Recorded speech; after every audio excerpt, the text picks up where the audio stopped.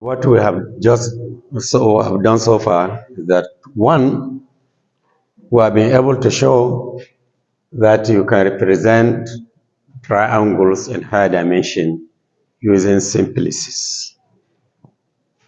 Two, the simplices themselves are represented in vector spaces, where vertices are regarded as vectors.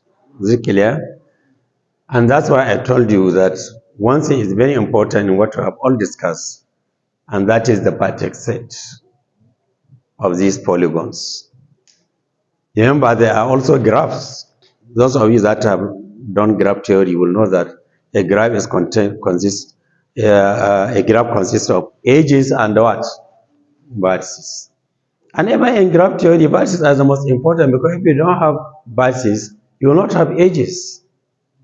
There are graphs that don't have any edge, but there is no graph without a vertex. If a graph does not have vertex, we call it an empty graph. But you can have a graph without any edge at all, isn't it? So that vertices are very important. Just like they are important in graph theory, they are also important in simplices, in discussion of simplices and simplicial complexes, because they represent points.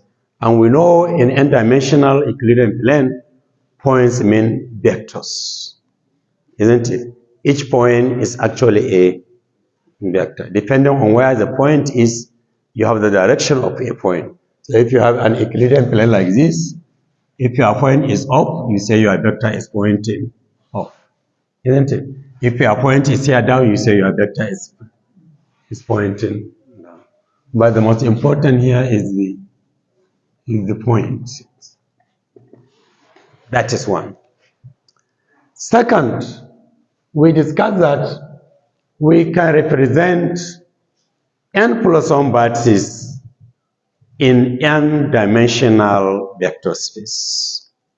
And so we said in a line segment, you are just talking about a point, isn't it? So we now represent it as that simplex is called D0. That is line segment, isn't it? D0, no, sorry, just a point. The simplex made up of just a point.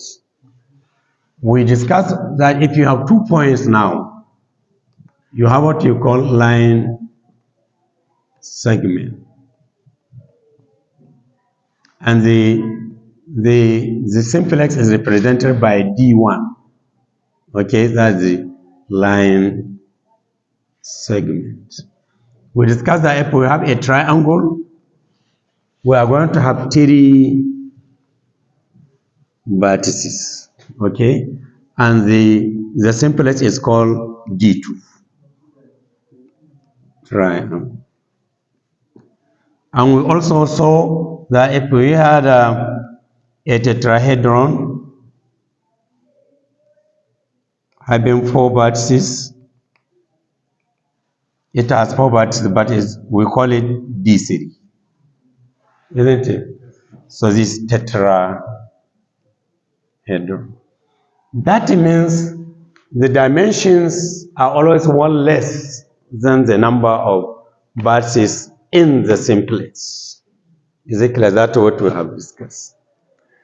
Then secondly, we discussed that if we join these simplices together, we have what you call simplicial complex. If we join the tetrahedron, for example, with maybe as a common face with a triangle here, maybe something. Then with a line segment, then maybe with another triangle. Maybe again with another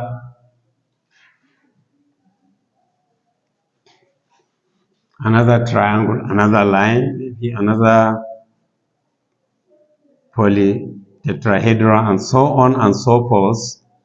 We are going to be talking about simplicial complex. Okay? Then we discuss the pace. We say, what is pace? We say a pace of a simplex is simply a subset of that simplex. So I will give you an example now in pace. Supposing I have a tetrahedron. Or let me start with simple one, triangle. Simple. Having how many vertices? Maybe B1, B2. What are the paces of this triangle? First of all, the first pace, you have a pace containing 3 vertices. That's first. So the first one, you have one pace with 3 vertices. That means it is a pace of itself, isn't it? Then, let me see, how many paces of 2 vertices do you have? Supposing you delete this vertex. If I delete this vertex, B3, I will be left with what? All the edges will go. Yes. I will be left with only what? B1 and B2. So I have B1, B2. This is a line. Now, I also have another pace. If I delete this B1, I will have what? B2, B3. B2, B3 is another 2 verses I have. I can also delete this. I have B3, B1, isn't it? B3, B1. So how many of them? I think that's all. Isn't it? 1, 2, 3. So I have 3 faces of 2 vertices.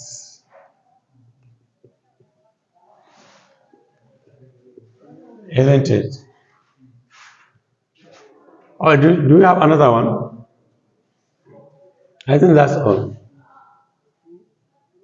Because we define, you remember another second dimension of space is, it is a subset of vertex set. So any vertex with a subset, any 2 vertices, the combination of 2 vertices is either B2, B1, B2, B3, or B1, B3, isn't it? So what of, if I want a pair with only 1 vertex? I have B1, I have what? B2, I will have what? B3. So I have 3 faces of 1 vertex each. So these are the faces of this triangle. So in each of these faces, it can join another. See, for example, in this line segment is joined with this tetrahedron by just a vertex, isn't it? See another one here. See where triangle is joining tetrahedron, because it is sharing a line, a point, a vertex with this line segment.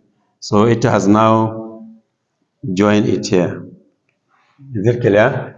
And see here, where is another place? This place where a tetrahedron is joined by a triangle. They are joined by this face. And this face has 2 vertices, just like this face. Okay?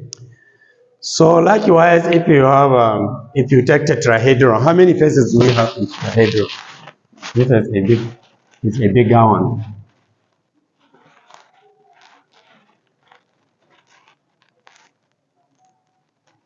What do you want to ask to? I say B1, B2, B3.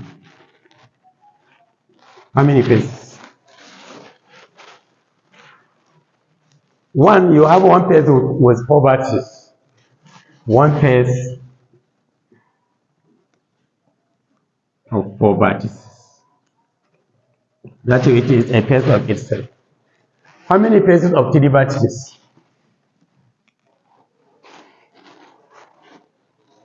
For example, if you delete B3, you are going to have what? B1, B4, B2, isn't it? So you start enumerating B1, B2, B4. This is one page, go. Let me not put B1, B2, B4. This is one page. Now, sorry, what I forgot to tell you is that the tetrahedron is also joined by another line as a center, sorry. Wherever it is, it's always joined by this line. Okay. So which other, so you have this big face, B1. So then maybe my listing will change now, is it? So maybe my first page is going to be this, B1, B3,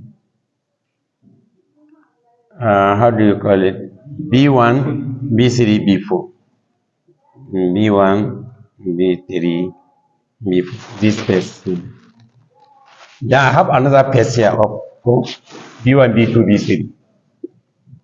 B1, B2, B3. This page. I have another page here. B3, B4, B2. B3, B2, B4. This page here. What other page do I have? B1, B4, B2. I didn't put it, go. B1, this one down. B1, B4, B2. This is also another page. That's all? I think that's all of the pages. These are how many? 1, 2, 4 pages. Huh? 4 pages of 3 vertices. Okay. Vertices. Now, out of 2 pages, 2 vertices, how many pages of 2 vertices? B1, B4, B1, B3, B3, B2, B2, B4.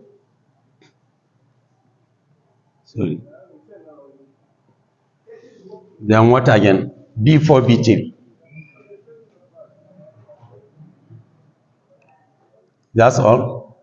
Did I say B1, B2? B1, B2, yes. How many? 1, 2, 3, 4, 5, 6. There are 6. Okay. 6 faces of 2 vertices. What of one vertex? 1, 2, only 4.